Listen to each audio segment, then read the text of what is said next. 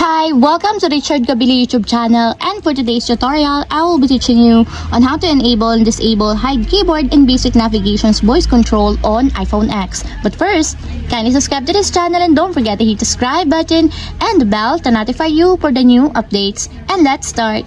Using your iPhone X from your home screen, first go to Settings.